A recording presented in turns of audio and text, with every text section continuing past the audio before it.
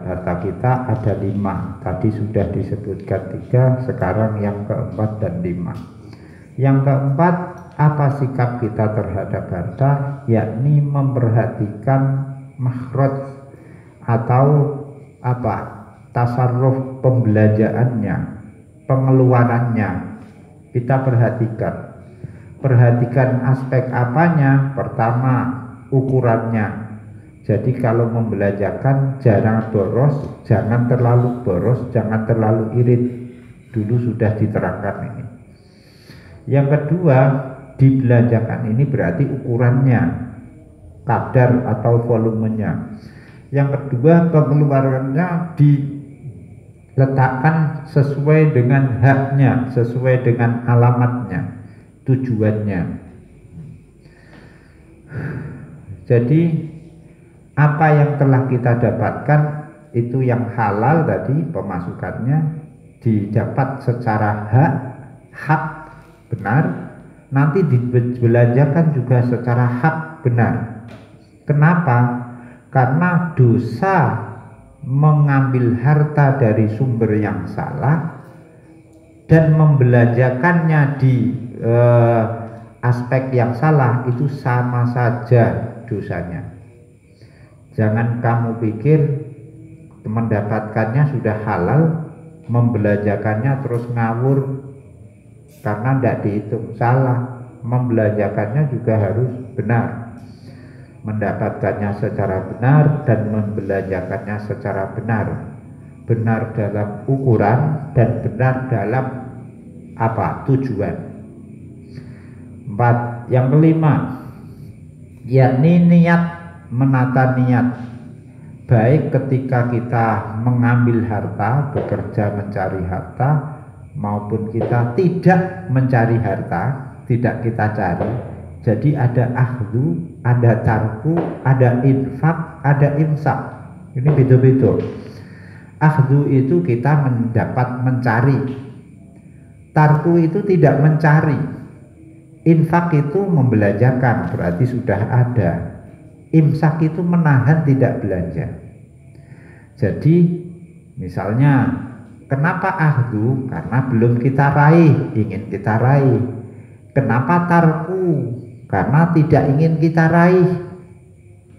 Kenapa infak? Karena sudah ada di tangan kita, mau kita belanjakan. Kenapa imsak?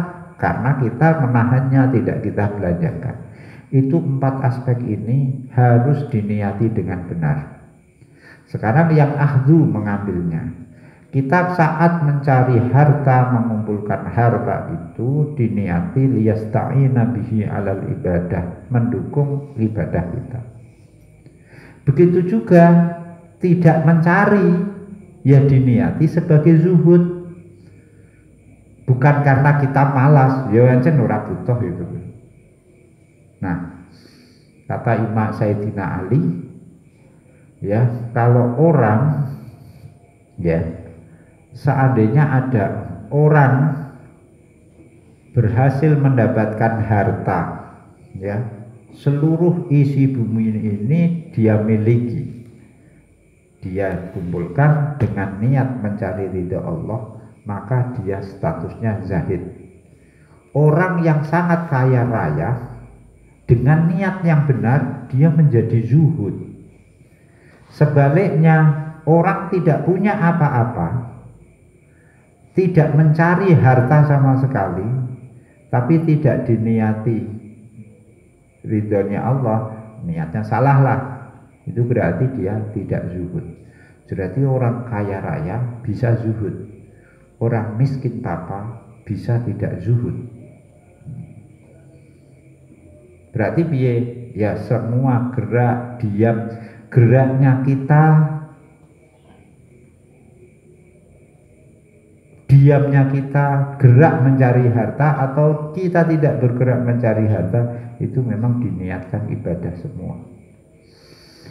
Makan dan minum misalnya, itu abadul harokat adil ibadah, maksudnya tidak ada nilai ibadahnya. Makan sama qadil hajat. Makan itu berarti ngelebokno, qadil hajat itu ngetokno. ini gak ono nilai ibadah ini ketoke ya.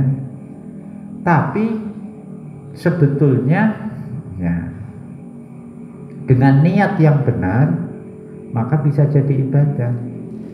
Kue mangan diniati engko ben kuat ibadah, jadi ibadah makannya.